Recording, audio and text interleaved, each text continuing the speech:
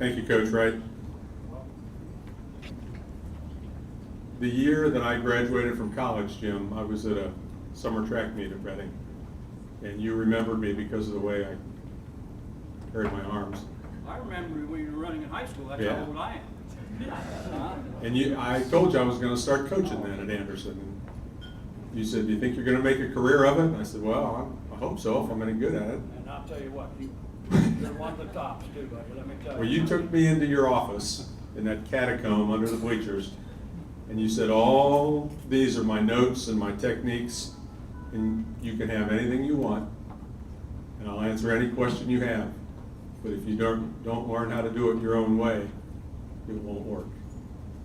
And my wife can tell you, hundreds of young guys have called me over the years, and I tell them the same thing. And thank you. Thank you very much. Well, those are our inductions for this year, the Hall of Fame inductees, and it's a wonderful group of men and women. But we have a keynote speaker that you will not forget. I heard Billy Mills speak at the National Foot Locker Championships when I had one of my young athletes was in the National Championships. And it was a wonderful evening. Now, I'll just tell you a couple things about Billy Mills, and then we'll see a short video to explain things a little better before he starts talking. First thing I'd like to tell you, I didn't even plan at all. If you spend 45 minutes sitting next to Billy Mills having dinner, you just have a new best friend. This guy is like part of the family already. If he came to my house tonight, he'd be more popular with my grandchildren than I am. He's a wonderful human being, comes across right away. And Billy Mills grew up in the Pine Ridge Reservation in South Dakota, which annually is among the poorest neighborhoods in America. 80% unemployment is a good year. That's where Billy started.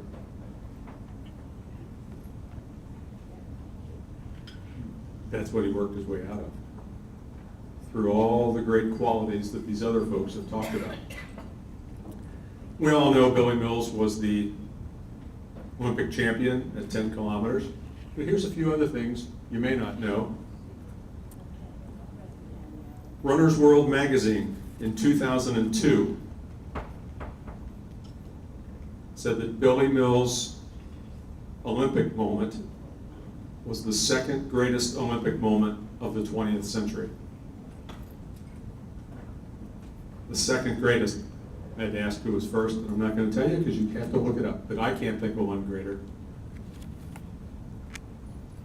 Running Time magazine chose Billy's Olympic race as the greatest track race.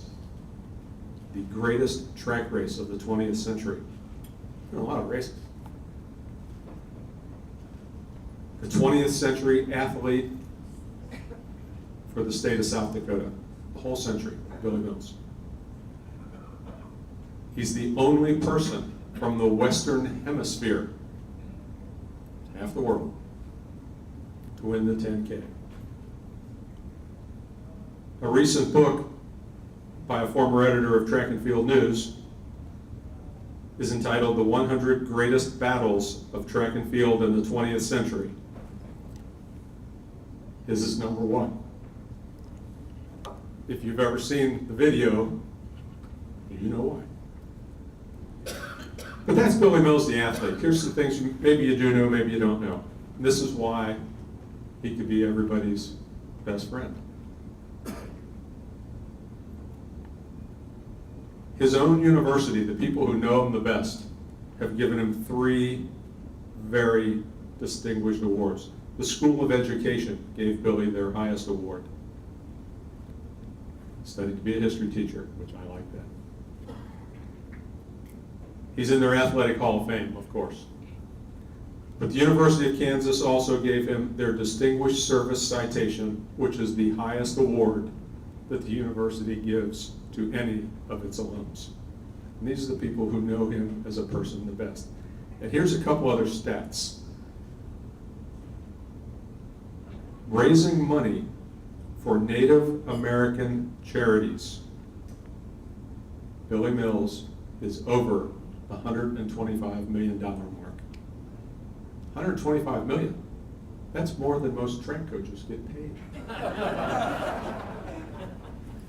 And for all charities, over $700 million. That's for charity. There was a reason why Billy Mills won that race. More than dedication, more than hard work. It was so Billy Mills could have the rest of his life for all of us.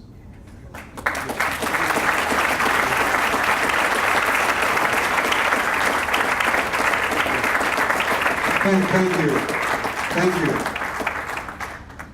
That moment, that black and white moment, was very magical for me.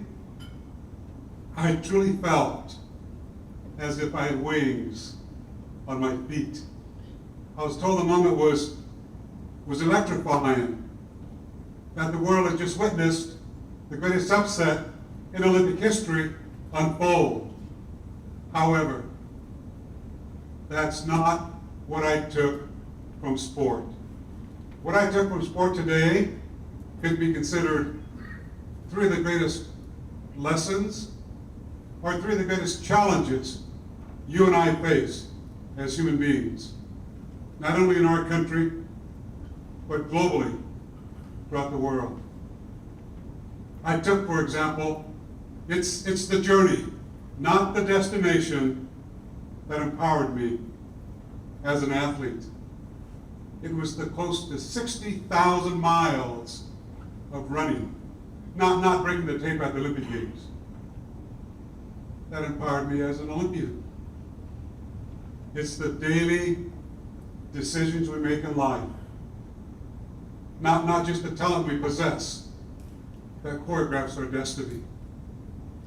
Now, traveling to 106 different countries, a half a dozen times at least around the world, I took a true sense of global unity through the dignity, through the character, through the beauty of global diversity.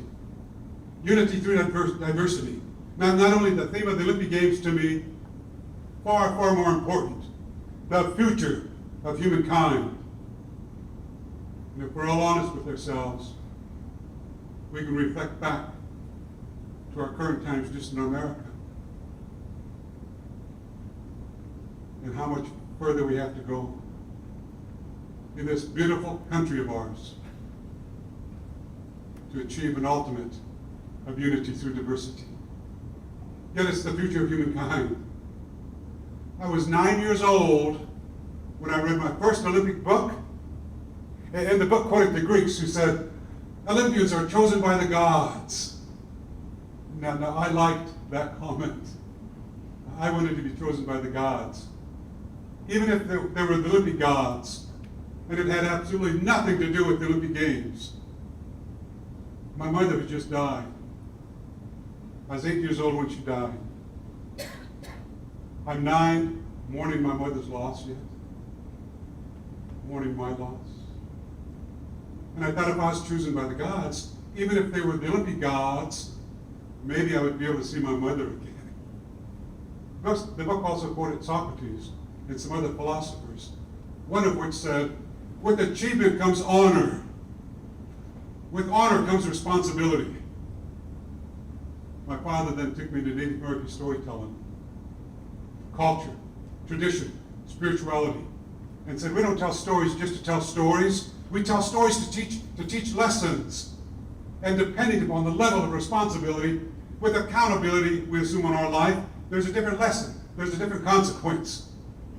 So as a youngster, I was taking Greek mythology, Native American storytelling, culture, spirituality, blending them, and I found, for me, Olympic idealism. It's the journey, not the destination, that empowers us. It's the daily decisions we make in life, not just the talent we possess, that choreographs our destiny. And ultimately, global unity through the dignity, through the character, through the beauty of global diversity, the future of humankind. My dad died. I'm orphaned. All of a sudden, a school teacher, a coach, would remind me of the words my dad was teaching me. Remind me that we're all related, which is the most powerful prayer in my tribe, Oglala Lakota, Sioux Indian.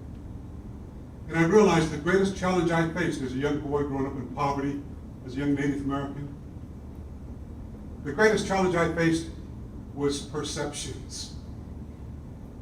You get a young freshman on your cross-country team, the greatest challenge he or she faces are perceptions.